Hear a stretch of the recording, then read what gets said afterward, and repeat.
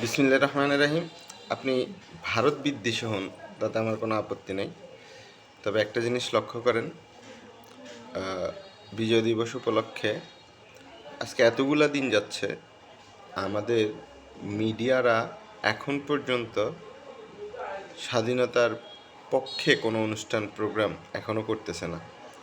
তাহলে কি এই স্মৃতি ভুলার জন্য বা এই স্মৃতি আমাদের থেকে মুছে ফেলার জন্য কোনো চেষ্টা করতেছে? আমার তো মনে হয় এরকম কিছু। কারণ যেখানে আমরা বিগত দিনে দেখছি কি 1 ডিসেম্বর থেকে শুরু হইতো, আমাদের পুরা মাসব্যাপী বিজয় দিবসের একটা প্রোগ্রাম, র্যালি এরকম আয়োজন থাকতো টেলিভিশন চ্যানেলগুলোতে। কিন্তু রিসেন্টলি আমরা কি দেখতে পাচ্ছি? রিসেন্টলি আমরা দেখতে পাচ্ছি এই বিষয়ে কোনো কথাই হইতেছে না। তাহলে তো আমরা ধরে নিতেই পারি যে গণ অভ্যুত্থান বলেন আর যাই বলেন, এটা জাস্ট চোখে ধোকা দেওয়ার মতো একটা জিনিস।